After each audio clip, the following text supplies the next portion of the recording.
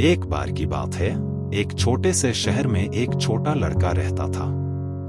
लड़का बहुत ही गुस्सैल स्वभाव का था और कभी भी कहीं भी किसी पर भी चिल्लाता था। वह गुस्से में मुंह खोलने से पहले एक सेकंड के लिए भी नहीं सोचता था और अपमानजनक और आपत्तिजनक भाषा का इस्तेमाल करना शुरू कर देता था।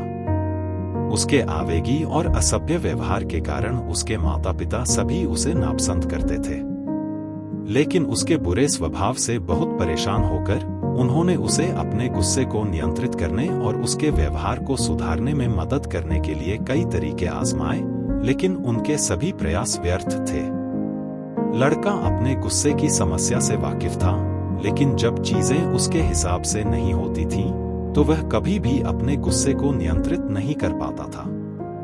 एक दिन उसके पिता उसके पास आए और उसे कीलों से भरा एक थैला और एक हथौड़ा दिया। लड़का बहुत उलझन में पड़ गया। उसके पिता ने तब कहा, मेरे बेटे, तुम बहुत ही गुस्सैल स्वभाव के हो। जब भी तुम्हें गुस्सा आता है, तुम बाड़ में एक कील क्यों नहीं ठोक देते?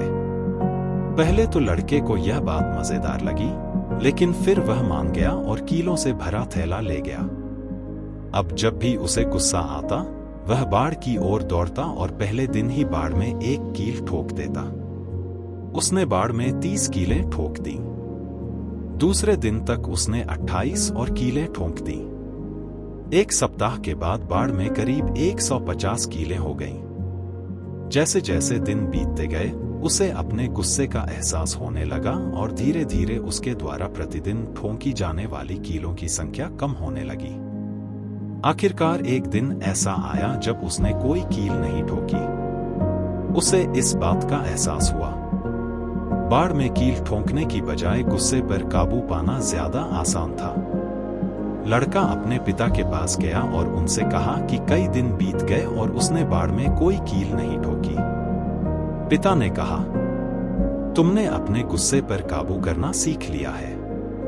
अब जैसे तुम अपने गुस्से पर काबू रखते हो, वैसे ही हर बार कील भी निकाल दो।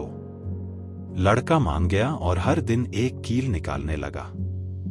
वह शांत रहता था और अपना आपा नहीं खोता था। कुछ दिनों बाद जब बाढ़ से सारी कीलें निकल गईं, तो लड़का खुशी खुशी अपने पिता के पास गया। तब पिता ने कहा, बेटा, तुम्हारा स्वभाव बहुत चिड़चिड़ा था, लेकिन तुम इसे नियंत्रित करना सीखो। लेकिन इस बाड़ को देखो, इसमें अभी भी छेद हैं जिन्हें पहले की तरह कभी ठीक नहीं किया जा सकता। बाड़ कभी भी वैसी नहीं दिखती। इस पर जगह जगह निशान है। लड़का अपने पिता की बात ध्यान से सुनने लगा। पिता ने आगे कहा, तुमने अक्सर गुस्से में लोगों को कठोर बातें कह दी हैं, जिसका उन पर गहरा असर हुआ है। ये असर उनके लिए निशान की तरह है, जो उन्हें हमेशा याद रहेंगे। इसलिए गुस्से में कभी भी कठोर शब्द न बोलें, क्योंकि भले ही आप भूल जाएं कि आपने क्या कहा था, लेकिन आपके शब्दों से हुआ दर्द जीवन भर रह सकता है। अगर हम अपने दैनिक जीवन में देखें, तो हम पाएंगे कि कहानी के लड़के की तरह हम अक्सर ऐसी परिस्थितियों का सामना करते हैं। बाड़ में लगी कीलें हमारे शब्दों या कार्यों से दूसरों को होने वाली चोट का प्रतीक है। कील को हटाना हमारे कार्यों से होने वाले नुकसान को ठीक करने के लिए आवश्यक प्रयास को दर्शाता है।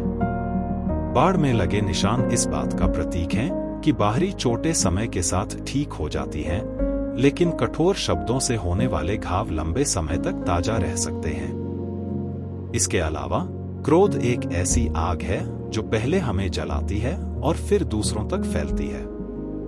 जब हम क्रोधित होते हैं, तो हमारा दिमाग धुंधला हो जाता है और हम स्पष्ट रूप से नहीं सोच पाते कि क्या सही है और क्या गलत।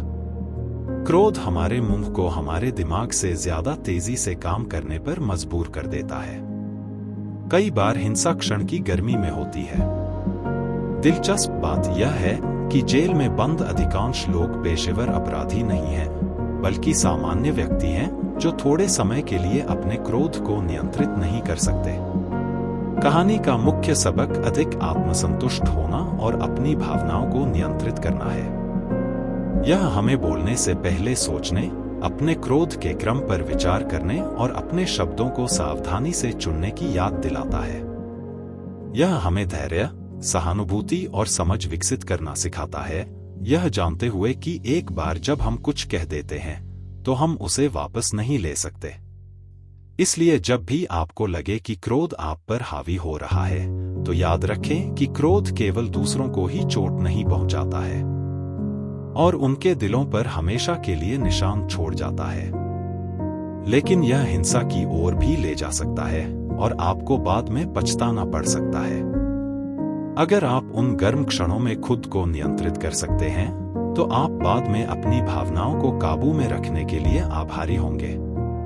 इसीलिए यह समझदारी से कहा गया है कि क्रोध के एक पल में धैर्य का एक पल आपको दुख के 100 पलों से बचा सकता है। आसानी से समझ में आने वाली भाषा में हिंदी में सही तरीके से कन्वर्ट करें। इसीलिए यह कहा गया है कि क्रोध के क्षण में धैर्य का एक क्षण आपको दुख के 100 क्षणों से बचा सकता है। इसीलिए यह कहा गया है कि क्रोध के क्षण में धैर्य का एक क्षण आपको दुख के 100 क्षणों से बचा सकता है।